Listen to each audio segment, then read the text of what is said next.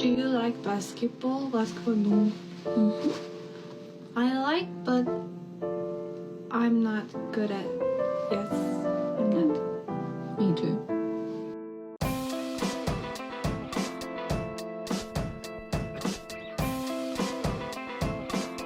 We're live, and I'm keeping it in. Guys, welcome back to iCarly, the only NBA podcast hosted by With me random dancing, sing. and Obama. Oh, They by got the way, Obama. titled this no. Well, yeah, Michelle. Yeah. And One Direction. What did you think I meant? Well, let's just be real here. When we say Obama, everyone thinks Barack. Everyone, Let's just be real here. misogyny is everywhere. No. She's Michelle and he's Obama. That's how it works. That's fucked up. Michelle. It's my Obama impression. Make sure to title this one Emergency Pod. Okay. Instant reaction. Emergency pod, instant reaction, game 7. And then they will know which game 7 we're talking about. We'll have to go viral off this one. Because everyone will be like, damn, they're probably talking about the game 7 my team played in. We are. And the other two also. Yes, sir. I still didn't get a chance to listen to Bill's podcast. I'm excited. I wonder if it's good or not. It's always good, dude. I started listening to the Big Picture.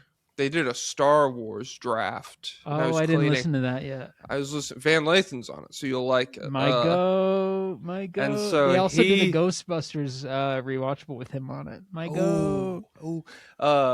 He was funny because he started talking about how they got him on his list of like favorite white boys because Luke Skywalker was on there, I guess. That's such a bad inclusion, by the way. I agree. I mean, what's next? Harry Potter? I mean, but he was like, they got it. They did something where like he brought up some, I don't know. He just like, it was like a 15-minute stretch where they continue on with the podcast and he keeps bringing up stats for like an old third baseman that he really likes. So he's like, he was a career 330 hitter, dude. And you're mad that he's on the list? Are you serious? Okay, whatever. It was really funny in Ghostbusters because they were saying like the weakest character was, I guess, the black guy. He's like, whoa. And Bill like said he shouldn't have been in the movie, and he's like, so we're gonna take a job. we're gonna take a job. I mean, that's what it is, pretty much. Stranger Things did that because they tried. They went Stranger Things. All the boys went as the Ghostbusters in the TV show, and they tried to make the black guy be the black Ghostbuster, and everyone was like, he was like, I don't want to be the freaking, that guy sucks, and then everyone was like, yeah, you're right, he's not funny at all, and he doesn't do any science either. I haven't seen that movie in a long time. I didn't like it that much. I feel like I have more memories of Ghostbusters 2, which is the Stay Puft Marshmallow Man 1 or 2? I think it's 1, but I have no clue. I've never seen 2. Ghostbusters 2. What happens in Ghostbusters 2 that I'm thinking of? Plot. Shape-shifting god, Gozer. I'm not going to read this whole Wikipedia thing. But, the Statue of Liberty comes to life, I think. What? So, yeah. We got crazy news today. Masai Ujiri's back in the game. I was shocked seeing that. Because, guys, is S on the worst run in history? Let's go through his takes. Let's run through his takes. Jamal Shah's not an NBA player? Wow. Wow. Okay. Number 2. He didn't really like the secret agent that much. Whoa. I don't know. What is that Wagner Moura? Yeah. That's yeah. I think it's Wagner? I think it's Franz Wagner, yeah. But I like how white people should be allowed to say shit like that, unironically. Is that Wagner Moura? But you have to. I hit him with a hard wag. If you're from, you could be from Chicago or like Milwaukee, and then be like, sorry, that's my culture. Sorry. He said the Raptors had no chance. They had kind of a chance, dude. They had a chance. If Scotty didn't get into, we'll get into it. It's fine. And now, what was I just talking about? Oh, Masai Ujiri. Masai. He said he's done. He said no way. He said I'll quit my job and sell my house and divorce my wife if Masai Ujiri works again. And now guess who's back? Guys, clip this. Send it to @JustAskBaraheni on Twitter. Say, well, dumbass. Chickens have come home to roost. Guess who's in the shed now, buddy? Yeah. Number 1, Donovan Mitchell. Right next to him, you. Yeah. Yeah, so the Mavs hired him. I don't know. I don't really give a fuck. Because he was good in Toronto. But I think the PR has gone too far. I feel like most people see him, and it's like that's like Sam Presti level threat to them. Nah.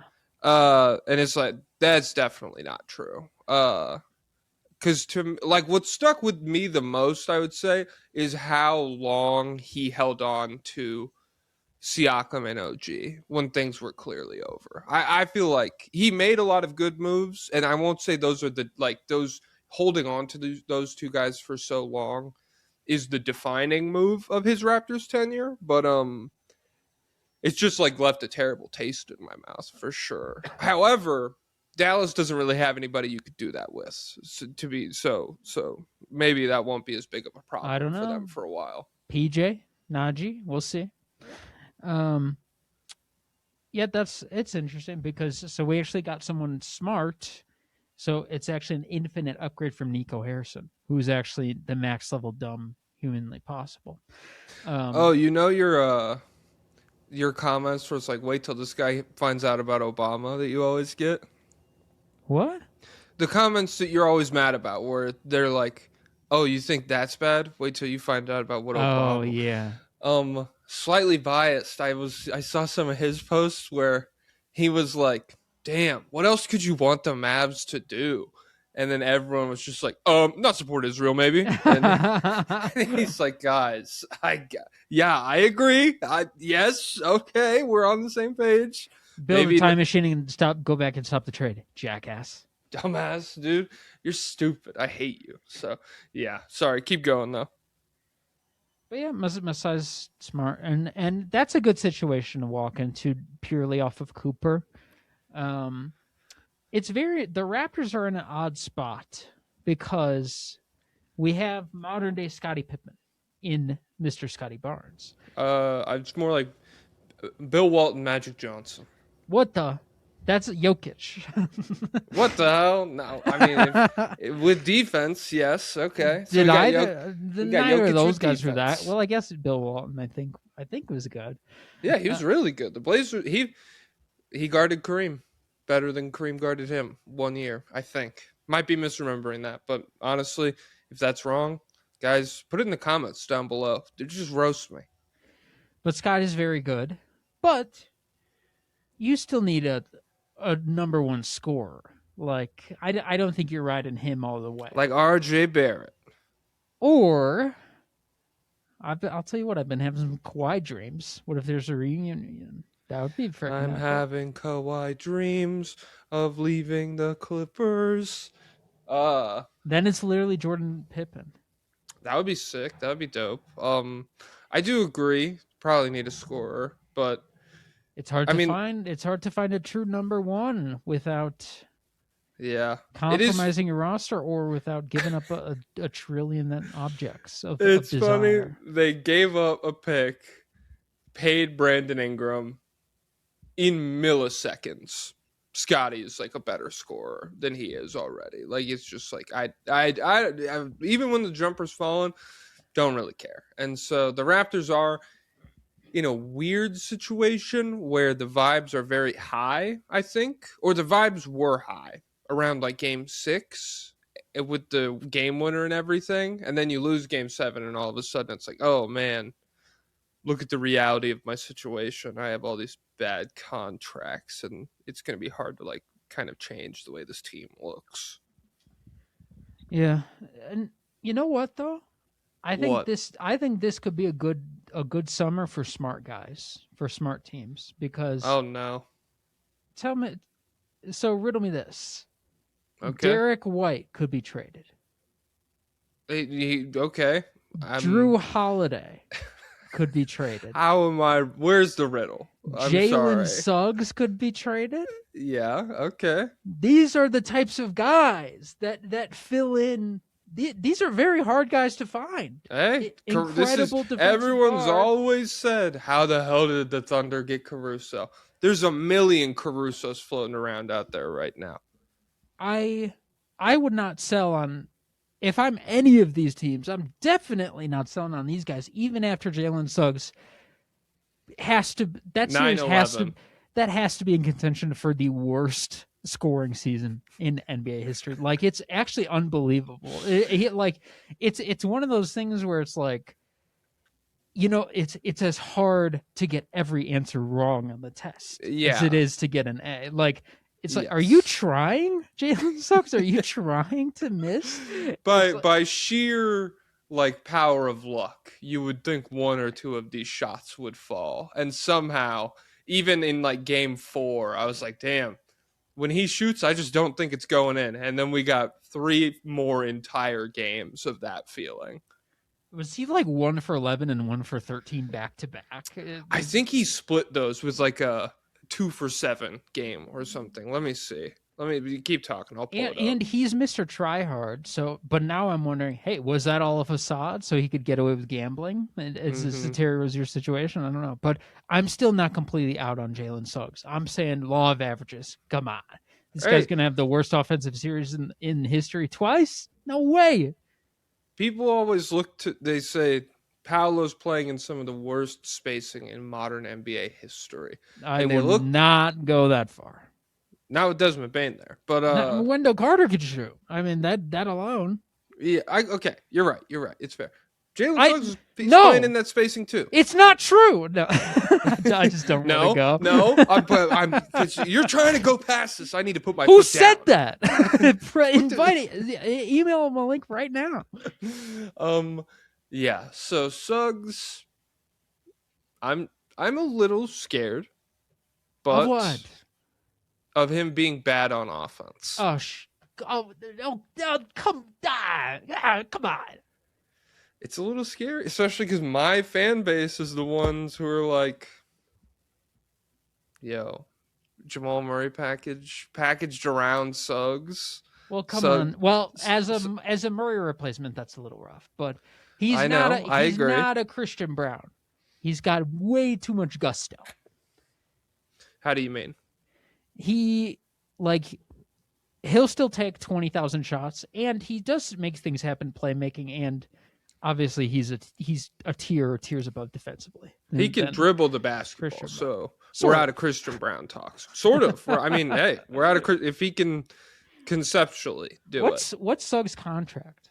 It's descending. It's a not sexy bad, little contract, right? dude. It's a sexy little. Let me pull this. Hold on. It is I want to say $35 million this year. That's worth it's steep. It's like, so $35 million. It's a lot for regular season Suggs. That's perfectly worth it for what showed up in the playoffs. Yeah. Like you would be hesitating. Next year, age 25 season, $32.4 million. Year after that, 29.6. Then it goes to 26.8, and then it ends at 26.7. So really, like the final, if he is just like what we saw in the regular season, or how we've seen him be good in the regular season, if that's all he is, the final 3 years of this contract are like a steal. They're like highway robbery. If he sucks, it's bad. Like that, it would be tough. But I don't know, like $26 million 4 years from now.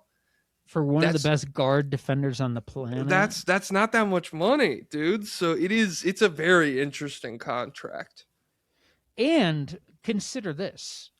I'm considering. Remember Germany, after they signed the Treaty of Versailles, they had wheelbarrows full of money. That's how worthless it was. Okay. Me and you might be making $28 million by the time that contract comes to roost. So it might be nothing. It might be. He might be free. making Joe Schmo money, dude. dude, he might quit to become a taxi driver. Yeah. Yeah. So I'm buying on him. I'm buying on Derek White. I'm buying the dip. I'm buying the dip on Drew Holiday. I'm having Wemby dreams. I'm I don't saying think Drew Holiday is dipping, really. He was like very clearly one of the Blazers' best players all year and in the playoffs. Well, let me tell you. The money is not the same as Suggs. Let me tell you what news report I saw on Twitter.com. Okay. It was that, and so forth. Up until the Portland Trailblazers are expected to field offers for Drew Holiday this summer, per Jake Fisher. Okay. The People's Insider. Nice. The People's outfielder. So he's 35 mil next year and 37 mil player option the year after that. That's fine. He's also 36 and That's fine. 37 years old, respectively, in those seasons. He's he looks not a day over 28. He looks handsome. I don't know what his Twitter likes look like right now because they've made him private, but that's how he keeps himself young. Okay. Constant gooning. Just jacking off all the time. I'm watching film. What are you thinking? Like De'Aaron Fox to Portland or what? I'd be willing. I don't know if it would have to be. Well, I mean, that'd be interesting. Definitely. I wonder. Well, what's Fox making? Too damn much. Hold on. Oh. De'Aaron Fox is. Oh my God. Okay.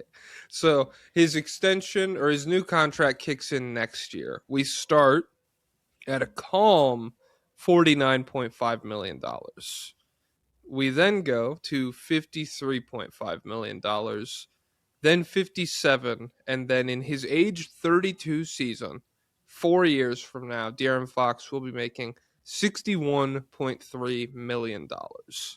I have a feeling Dun Dunce will not approve of this. I mean, I think he'll probably trade Drew for like 2 expirings. And then they won't do anything. No, this is what all the cost-cutting moves have been building towards. Oh, he's saving money on T-shirts and a Caleb Love being stuck in Portland during the playoffs so that he could pay De'Aaron Fox $1 bajillion.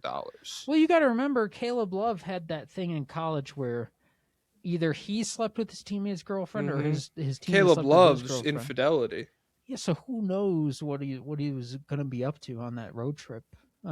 Especially in San Antonio, the city of sex. Oh my God, Eva Longoria was courtside. There might be 20 Eva Longorias in San Antonio, but they work in finance instead. Yeah, I don't know. I'd be, if I'm the Spurs, I'm in on all 3 of these guys. I'm making calls. I'm saying, what's it gonna take? Bastard, no. I want less. And I'm doing hardcore negotiating. I'm slicking my hair back. I'm putting my suspenders and my bow tie on. What's it gonna take to get this done today, pal? That kind of stuff. But yeah, I mean, well, riddle me this. Jamal for Suggs. Okay. Buy low on Bryce. Is it just a 1-to-1 Suggs Jamal swap? Does Murray probably has more value now, right? Yes, 110%. How much more though could you get? Like one first rounder for sure. Does it go beyond that? I don't know if it does. I don't know. I'm thinking.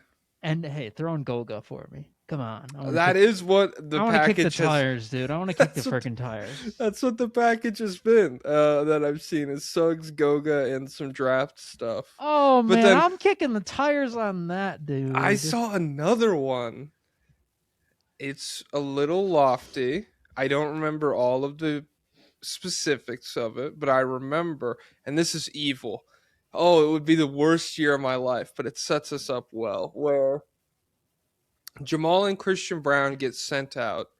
It's a 3-team deal that lands Jamal Murray and AJ Green in Orlando. Whoa. The Bucks get somebody, I don't know. someone is significant, I think, and several important draft picks. That's mostly what the Bucks walk away with, and then the Nuggets get Suggs and Franz in this deal, I believe, but they also get Miles Bridges. So it's like, Nah, that's not gonna happen. yeah, well, Why would they give up Franz? because he sucks and he's always hurt and he's terrible. Because I want him, dude. I want him so bad. Oh, I'm kicking. Hey, we're kicking tires. Hey. Let me get my boots on real quick. I'll go start fucking smashing. Yeah. Would you rather have Kevin Durant or Suggs? Let's assume Jalen Suggs stays healthy. Well, I guess you can't really. Yeah. It's a little risky to have him and Aaron Gordon both falling off the bone. I guess. And I'm not trading Aaron Gordon. But if the Nuggets are selling Aaron Gordon, it's sucker season, dude. I'm telling you. We could build a Smart guy summer. Smart guy summer. Oh my god, dude. I don't know. KD or Suggs? Probably Suggs, I would say. Because I really do like that contract. Yeah, and I guess Kevin Durant would probably be shorter term. And I wonder if you could get Kevin Durant without Murray. I guess it depends on what the competing. I think you could. I think if like you called up the Rockets and you're like Johnson for Kevin Durant, I don't think they're like slamming the phone down. I mean, but like even the plural picks there, I really don't know. Like I don't think you're crazy. I don't think the market is gonna be like that for KD.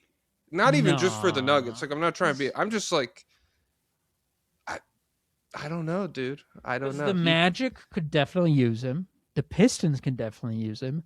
The Nuggets could definitely use him.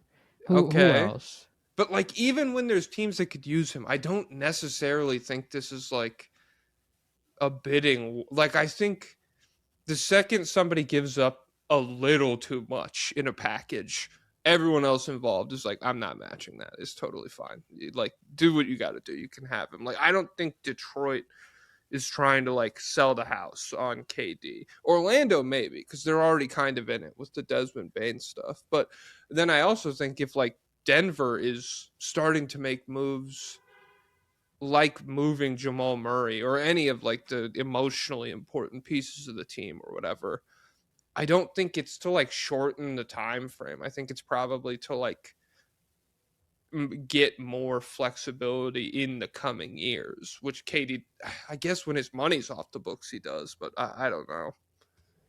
I think he'll be sought after. I don't think there will be a crazy package, but I think there will be plenty of suitors. I mean, he'd be freaking epic on the Raptors too.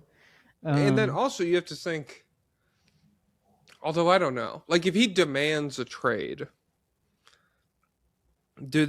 I don't know. It doesn't really matter, I guess. The Rockets have no leverage anyways right now. Yeah. Because like he doesn't want to play for that. Like something's got to get done this year. But I feel like the Nuggets should be in prime position. Like Jamal should be able to get the job done because that just looks good on paper. Like, oh, let's get a shoot, dribble, pass guard in here, and that'll change our freaking life. It won't. He's not enough to bump. It might change the Rockets' life. It'll make things more tenable, but I don't know if they'll be good. But and they'll be Jamal, Fred, you got to take steps. Backcourt. Oh, what if we go triple guard next year? That could be epic. Reed, Jamal, and Fred. Okay, Jamal Murray, small forward. Just small forward Murray. That'd be beast mode. And Amen's basically a center already, so throw him at the 5, throw Jabari at the 4 for spacing. Okay. Shengun, head coach. Off the bench. Bench killer. Kevin McHale, baby. Yeah, no. So we're here to talk about game 7s that happened. We could talk about Celtics. We could talk about Pistons. So Celtics, Sixers, Magic, Pistons, Raptors, Caps. Let me timestamp. Which do you want to talk about first? I would say Celtics, Sixers is probably the most entertaining one. Yeah, I guess so. Here, start talking about it. I got to take a sip of my Pepsi Zero. Okay. Guys, I'm timestamping right now. This buffoon didn't think to check with me first. 24 minutes, let's call it. Celtics, Sixers. My dad texted me as this game winded down to zeros on the clock. He said, Celtics tears warm my heart. This was my dad. It's beautiful. He loves to hate watch. He is one of the biggest hate watchers I know. And the Celtics team is it's a perfect storm of he already doesn't like the Celtics, and you mix in Baylor Shireman's bitch ass from Creighton, and you throw in Luca Garza's bitch ass from Iowa. This was a perfect storm of hate watch. And so for them to collapse in this way, it was very wonderful for him. I didn't take quite as much joy. I was more happy because Embiid, this was a sick ass game from Embiid. But yeah, the capstone to an impressive collapse for the Boston Celtics, I suppose. I don't even know where to start with this. I guess we can start with Embiid he's had 50 in the playoffs. So this isn't the best playoff game of his career, but it's certainly one of them. Maybe the most memorable, I guess. Like there's a few in Madison Square Garden that'll stick with me, but this was just like such a huge legacy moment for a lot of like the dumb narratives that circle around Embiid. Like I don't know, I loved this game from him, and so yeah, I don't know. What did you take away from this game to start with? Yeah, and he was better defensively, I feel like, than he has been over the series. So Huge block on Jay. That dunk block he got was crazy. I wonder if we're building up towards getting closer to like peak Embiid. Honestly, if he were to be normal Embiid level game to game, then he is the best player in the East still. And that could be powerful enough to propel a finals run. And honestly, I would love if he went all the way.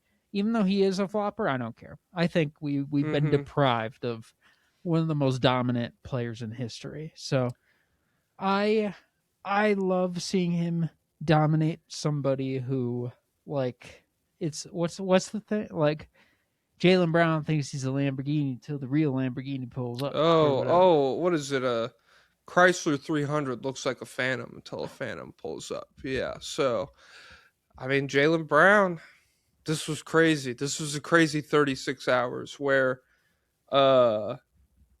he this was another one of the Jaylen Brown plus minus disaster games. Even though he had some pretty big shots to start the fourth quarter that kind of like kept him in the game before he sucked to really close the game on offense, I felt like he was minus like 20 in a 5-point game at halftime. And so to be fair, he did have to play with Luca Garza, who was minus 15 in 9 minutes.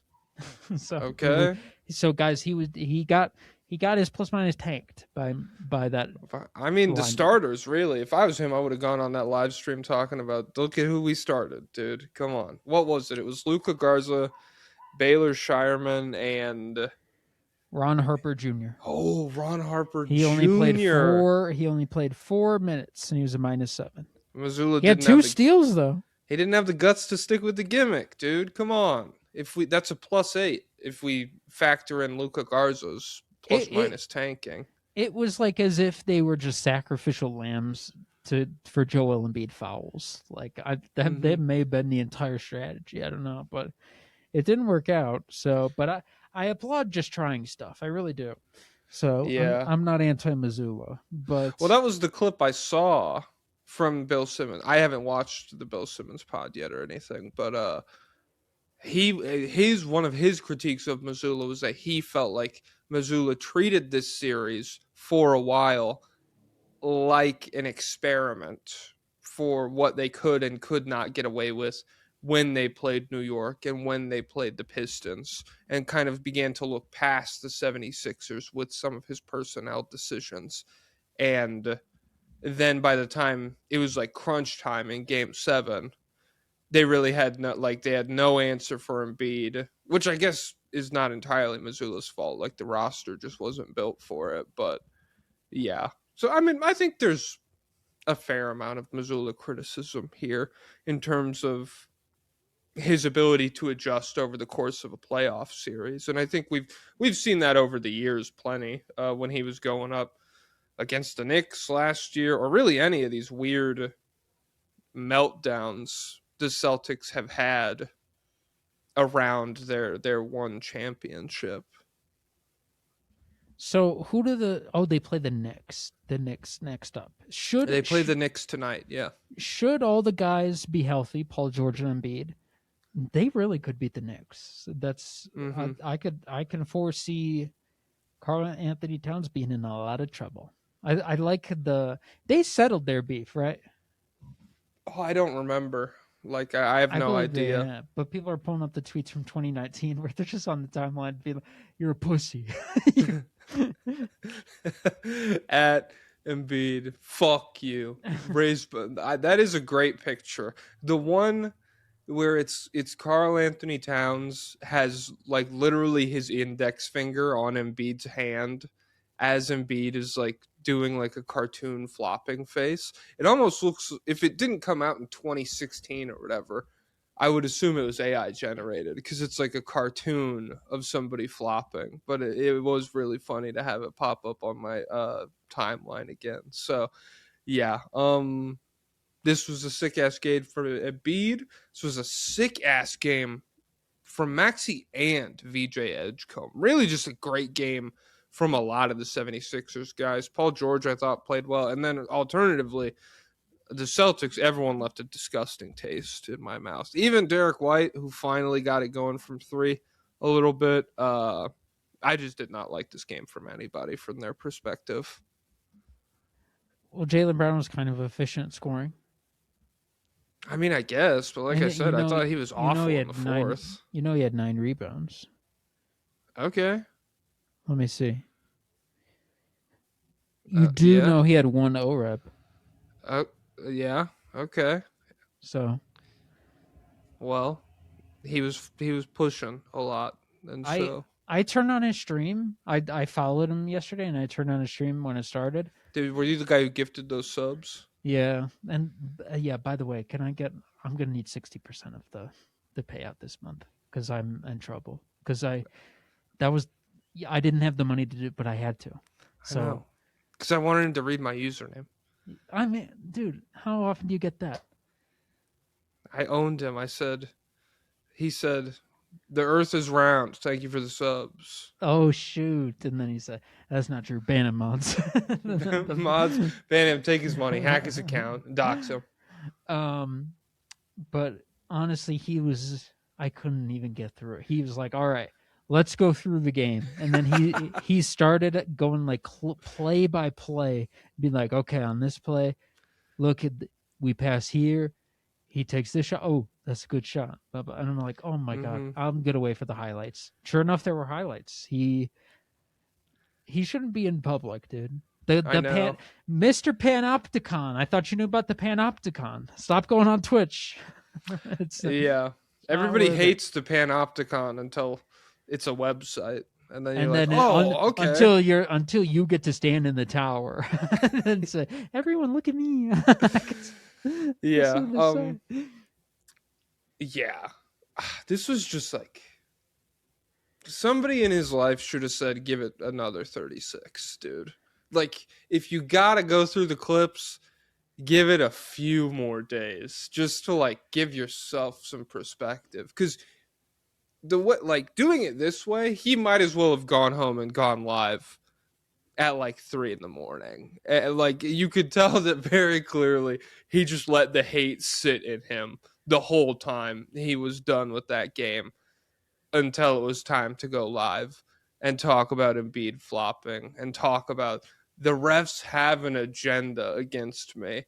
I mean, this is my favorite year ever of my career, and I do understand there is a charitable way to view it, where it's until the end. Other players say stuff like this, like for example, I don't know if anyone said this, but like Tibbs, the year Derrick Rose is injured, he could be like, "This is actually my favorite year ever because we overcame so much adversity without our star," and it's a normal thing. I don't know. I don't anticipate any grand changes. I gotta believe that Brad Stevens is not dumb enough to sell on Derek White, because everyone wants to sell on these guys, but you don't have. When it comes to a lot of players, I'm like liberals when you tell them that not to run Kamala Harris or Gavin Newsom. It's like, Mm-hmm. okay, then who? Okay, then who? Give me a name. Mm-hmm. Give me a name that you'll have. Because if you sell on Derek White, you have to run somebody else then, right? Who are we getting?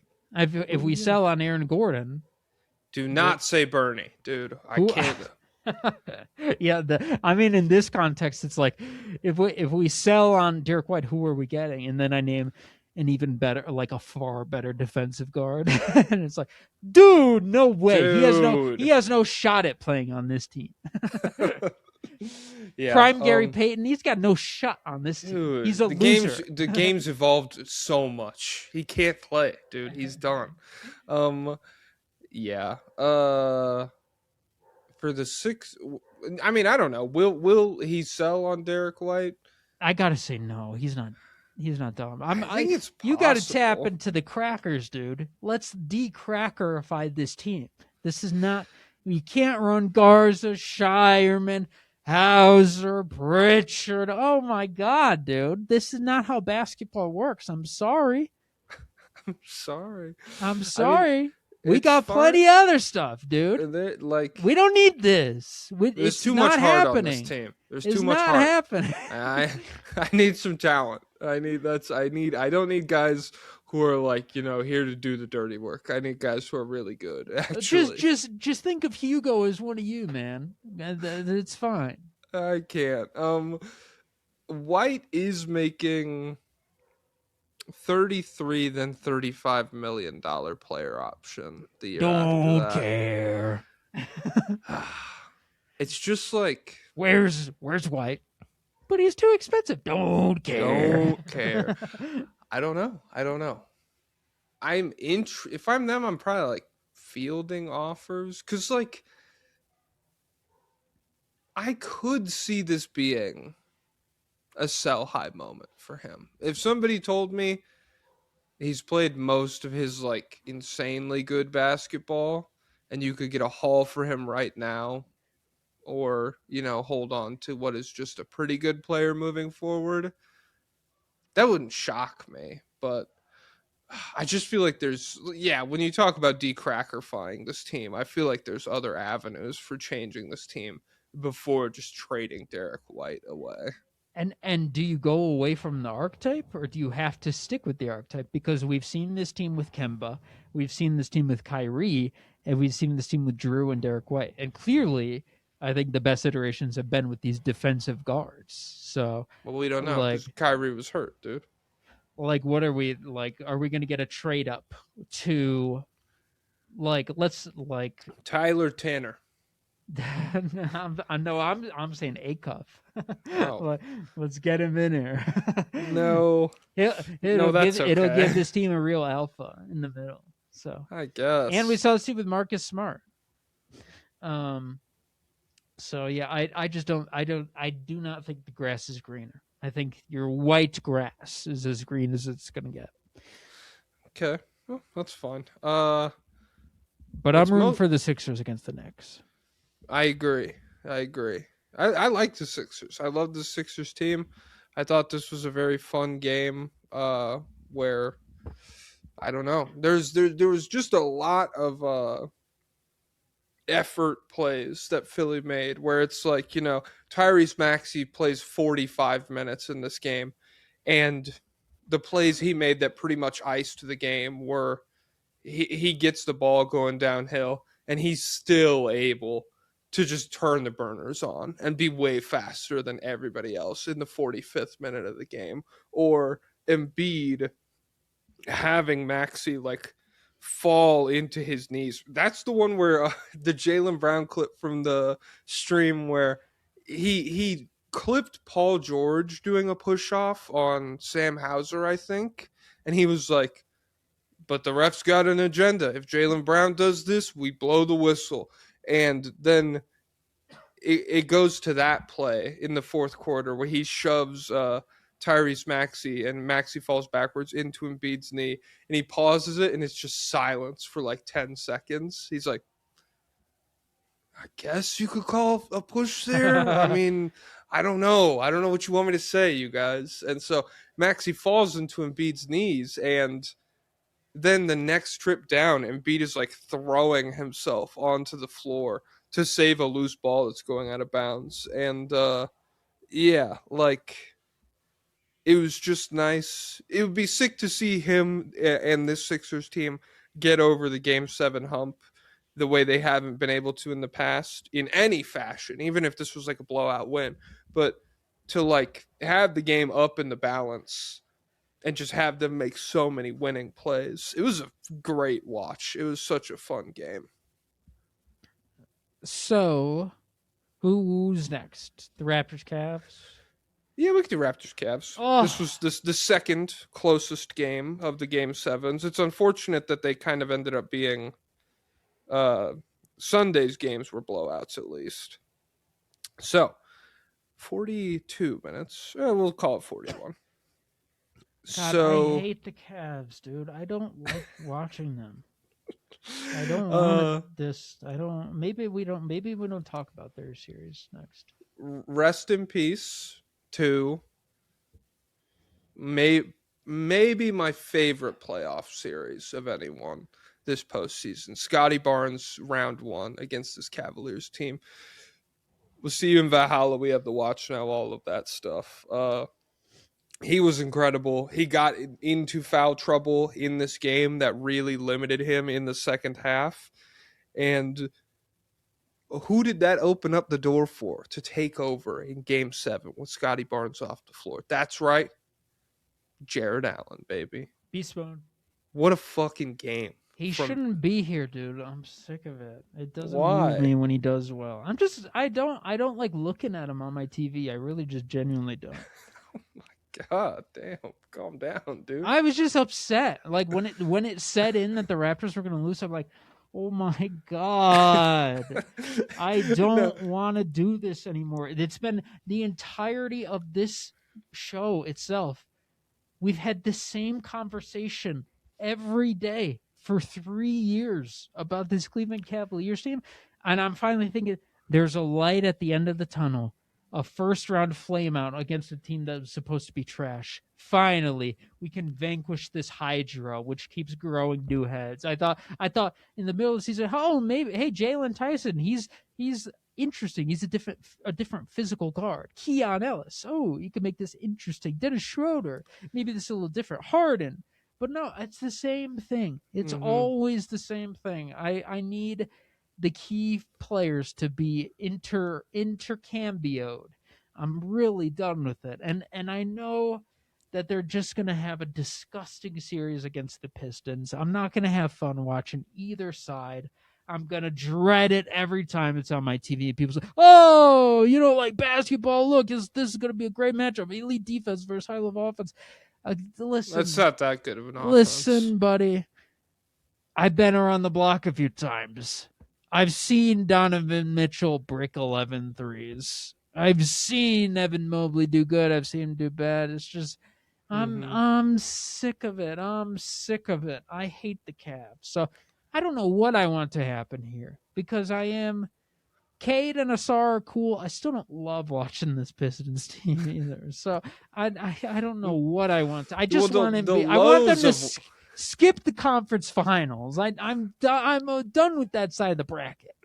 The lows of watching this Pistons team are hilarious, where it's like when Cade is cooking, it's incredible. It's a very fun watch. And then when it's like a 28% from the field Cade game, it's just like, it's not just enough for it to be boring. It's infuriating, where it's like, okay, if you're not going to, can you get out of his way at least, please? Like, if you're not going to help, there's so many guys who are doing nothing out here right now. And the entire time he's on the bench, it's just, God, they really are having, Jesus they're really Christ. in trouble. Danius Jenkins is working his ass off, and it is not doing anything. It's just Stan Van Gundy go, we gotta think when you do a good Stan Van Gundy. We gotta think, when do we get him back out here? That's so funny. Yeah, no, there's a bunch like We're that. bleeding here. There was several where Stan Van Gundy was like last year when the Clippers were in the playoffs. He'd be, and my brother he would call in and tell me that the practice was not going the way they wanted it to. Yeah, no. So this Cavs team, I agree. I hate this version. And this game was tied at halftime. And I went to take a shower and I came back and it was getting away from him a little bit. You washed off the luck, dude. And it was getting away from him. And they're like, and that's going to be Scotty Barnes' fourth foul. And he checks out. And I'm like, well, that's not good because there's a ton of time left in the third. And then Jared Allen is immediately like, here's 3 offensive rebounds for you. And Guess I'm like, what? I'm 7 foot right now. And how you have been, this is a man we have DNA tested and found to be a common field mouse. This is a man who is genetically identical to whichever one is the mouse in Tom and Jerry. And beast mode, I mean, literally the best player on the floor in this game. Jerry scales higher than Tom. Yeah, because he pulls out bigger stuff. Yeah. I don't want to be mean to Jared Allen. He just is what he is. And I don't need any more of it on my TV. We thought we knew, and all of a sudden, here we go. 22-19 with 5 stocks on like 70% from the field. He was everywhere in the second half of this basketball game. He was pulling down offensive rebounds. He was getting dunks. He was blocking shots. The Raptors could do nothing with Scotty off the floor. He ended up being like a +0 Scotty in what was like a 20-point blowout by the end of this game. And so, I mean, I think they only won by 12 actually, but yeah, this was a very disappointing end to me. And to be honest, if I am a Cavs fan, like the way it sucks that the Nuggets lost this year in such embarrassing fat oafish fashion. But you at least have the consolation prize of this is too drastic of a failure to ignore if you're the front office. We have to make moves and change things up. We know this doesn't work and we can address that now. But this could, if the Pistons go, if you go 7 with the Pistons or 6 with the Pistons, they could just be like, it's a bad matchup for Mitchell. Two physical defenses in a row for Donovan Mitchell. Just can't, we got to give him one more run, a full season of Harden. We got to let him figure this out or whatever. And so if I'm a Cavs fan, yeah, you won Game 7 and it is dope. And maybe this sounds insane if you are a fan of Cleveland and I'm sitting here talking shit.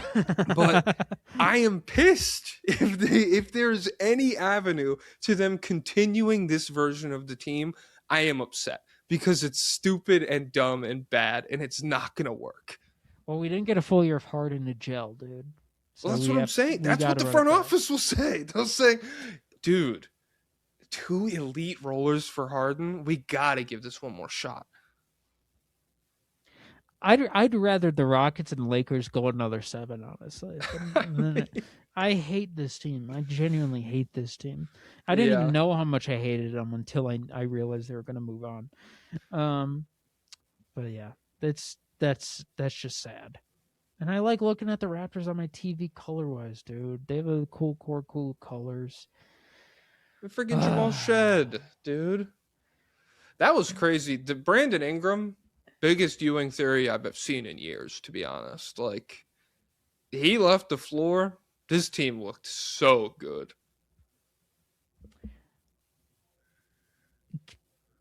Trading for KD. Okay. Baby KD for old man KD. Yeah. Maybe, which would you rather have? Maybe as they're crossing paths, Kevin Durant will tell him the secret to becoming KD. Okay. You got to keep growing. You're only like 6. You're only like 6'7", Brandon. Dude, meet up. Get some meat on your bones. I'm Kevin Durant. I still have more meat than you. I'm not meeting you. From the Pistons' perspective, it's good. Cade is beast mode. Asar, I still think game to game I don't think every game of the series was like this most recent game where he just completely dominated. But Asar was great. I still have my concerns about the archetype, but still, he's great. Mm-hmm. This He had just, a couple huge blocks on Paolo that were really good. he's just beast mode. Oh shit! This is breaking news The from Bulls have hired Shams. Matt Lloyd.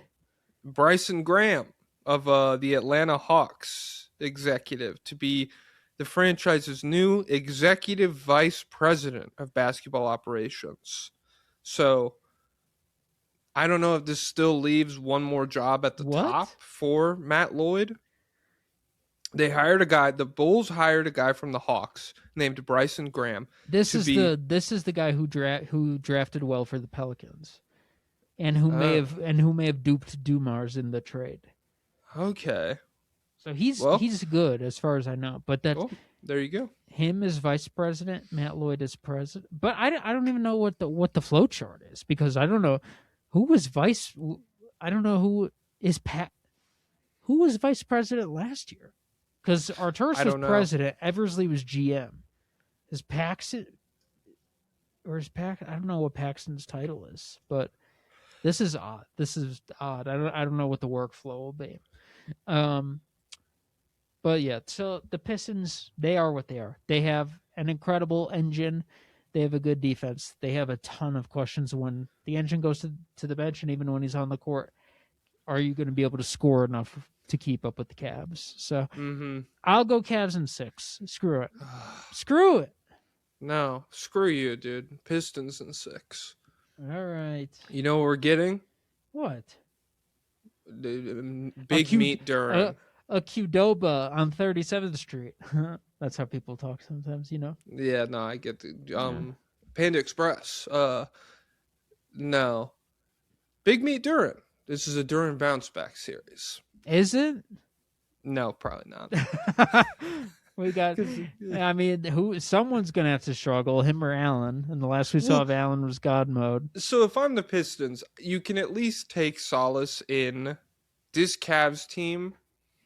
Even if you gave them all rabies, lacks the ability to be as physical as the Orlando Magic. Just by fielding Donovan Mitchell and James Harden pretty much the entire time. Not to even get into. I know you like Sam Merrill. Shout out to Sam Merrill. But there's we lose some girth. We lose some width there compared to the Magic. I know you like that bitch, dude. Who? The bitch, dude. He's a bitch. Evan Mobley? Soft-ass tall guy. You know he would have averaged 20 points per game over the last 3 games of this series if he didn't get into foul trouble in Game 7, right? You know he was poised to do all of the same exact takeover buckets that Jared Allen did. Oh! He was getting into foul trouble. You're telling me there was a power struggle. Interesting. Yeah. But so if I'm the Pistons, it's like, okay. We can build off of that. There are ways for us to impose physicality. We should very clearly win the physicality battle in this matchup. Could this be an all-time low Evan Mobley PR series where Asar just dominates him the entire time? I don't know. I hope not. I really hope not, because I did think he was good in round 1. I don't know if this is like a hot take. I thought, because I made a list. I didn't know how long we were going to go. Just talking about these games. We probably don't need to get into my list, but yeah, we could I had disappointments, favorite performances, and playoff droppers I expected in round 1. And Mobley was one of my favorite performances. I thought 18 points per game against this Raptors defense was not like a guaranteed thing. I thought he could have been much worse against them. And I thought when the guards were able to get him the ball in good spots, which I have 2 All-NBA guards, I think that should be kind of easy to be able to do that. When they got him the ball in those spots, I thought he was good. The Orlando Magic fired Jamal Mosley. Word on the street is they're going to bring in Tibbs. Wonderful. If that's the case, they are not going to trade Suggs. As for Tibbs-Paulo partnership, that could go either way, because that could be the type of guy Tibbs loves. As far as just like my team, my ideal basketball team is one guy who takes all the shots and everyone else just plays defense. That's how Tibbs likes things. Hey, Tibbs! I'm sure Tibbs loved coaching the Julius Randle Knicks. I'm sure Well, that was a very fun time for him. I think he might have. He liked Towns, so before they were partnered up, I never would have thought he would like Towns. Yeah. But And I should also, I mean, Paolo has had several quotes over the last 6 months. Obviously, the All-Star quote was big for a lot of people, where he was like, I didn't deserve to be an All-Star this year. And it's important to keep perspective on that and understand like how I'm playing versus how good I think I am. And then in the exit interviews, he had another one where he was like, everybody in the building, including myself, should be feeling the pressure to win. And just because we made this a 7-game series, doesn't mean it was a good outcome or whatever. And so I think it's very reductive to label players as a bitch. Shout out to Joe House. But like, I think there's more to Paolo's mentality or whatever. Like, I wouldn't be surprised if Tibbs liked coaching him at all.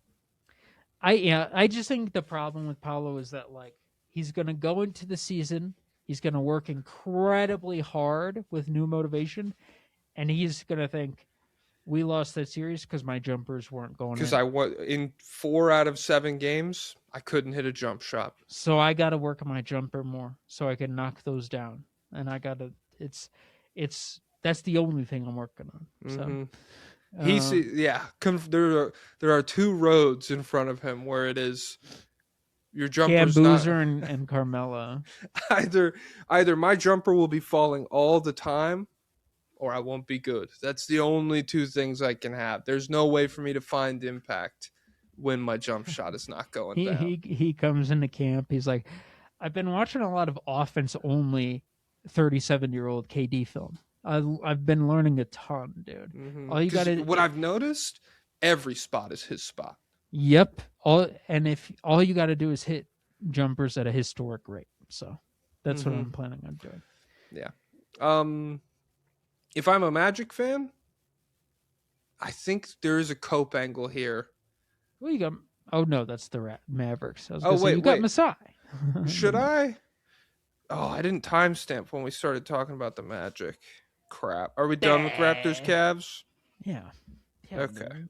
I'll just do 54 You Magic couldn't pay Pistons. me to be more done talking about the Cavs. If I'm the Magic, you know when Cade really started taking over? When Franz got hurt. Whoa. Okay.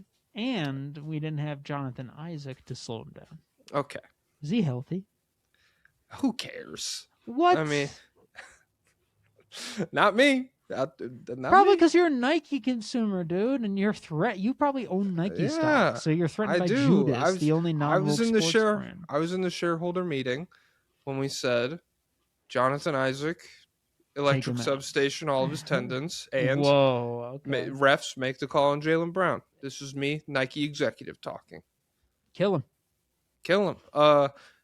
Yeah, no. So Franz, I thought this was a good defensive series from him, and offensively he did all right. But yeah, it's just like in this game 7 specifically, nobody could do anything on offense outside of Paolo.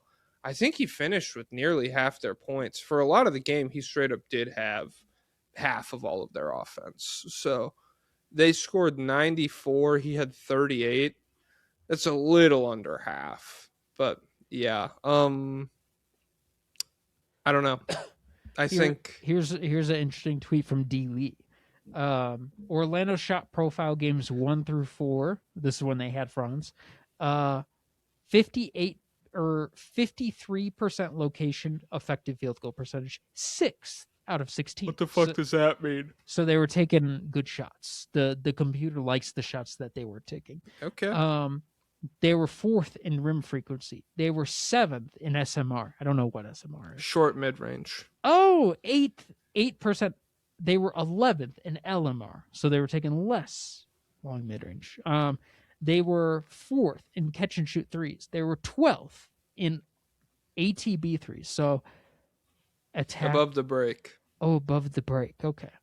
And that's non-core. It took me when I remember the day I realized what above the break meant. I was like, oh, the little thing on the. Oh, okay, yeah.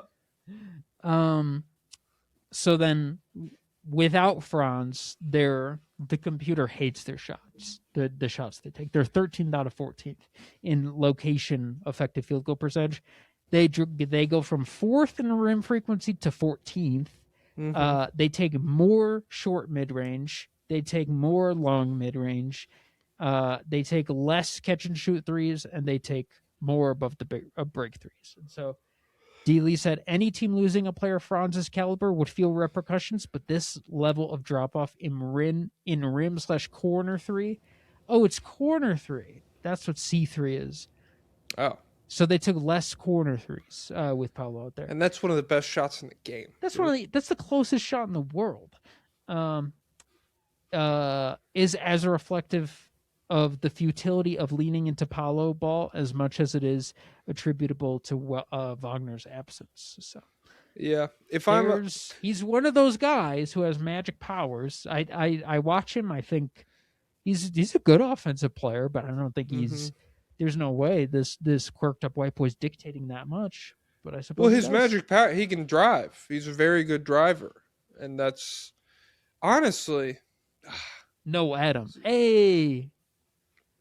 What? Okay. Go on. I don't get it, guys. White people be like, no. When I watch Franz, I don't understand why some of the bumps he takes. Denny gets the calls all the time. And I'm like, damn, Franz be doing the same shit, bro, low key. But yeah, he's an incredible driver, and he gets the defense into rotation that even when Paolo really locks in with his physicality, doesn't really do, because it's still a very slow kind of like plod to the basket. I always think about him as the cinder block guy from Teen Titans. Yeah, that's a good comp.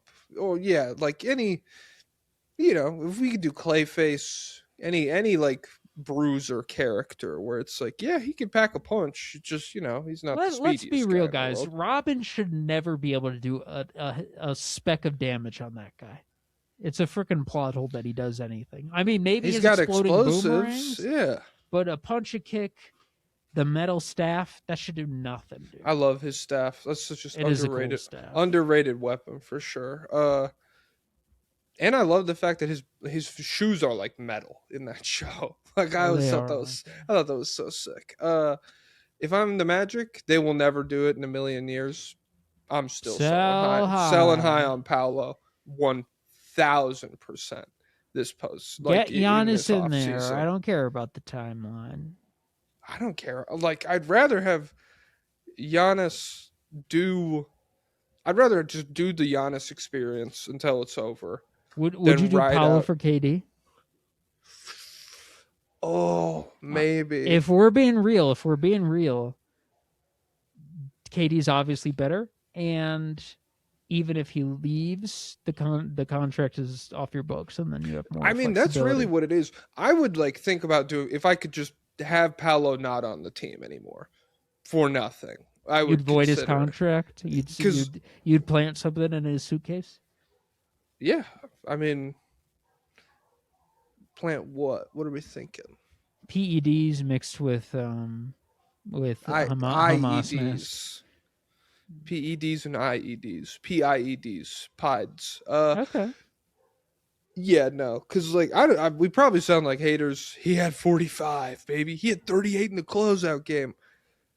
This contract is going to kill you. It is like you have taken a cyanide pill, and it's working its way down to your stomach right now. And you have a phone in front of you, but the clock is ticking. You got to call the hospital now. dude. No, We I'm need good, an I'm good. ambulance on the way. No, I'm good. No, you are not good. It might be It's- good once it gets to my stomach. It might. Things will be It will different. not. You'll die. It's a cyanide pill, dude. We have got to get a doctor here immediately. It reminds me a lot of good. It reminds me a lot of Tylenol pill that I took, and that was good for me. Yeah, I know. But I hear that all the time because it's like Julius Randle was, No, LeBron. well, even people are being realistic. They're like Julius Randle was Tylenol. It didn't cure everything, but it didn't hurt to take it. And it's like, dude, no. If Julius Randle was getting paid this much money, he would be a cyanide pill. This would be poison. You can't do this. But he was, this is honestly, if I'm a Magic fan, this is the nightmare series where he was just good enough and the situation was just bad enough offensively for the front office to not even to just be like, Mosley's fired, that's enough. Here, I have an idea. Let's both take cyanide pills right now. Okay.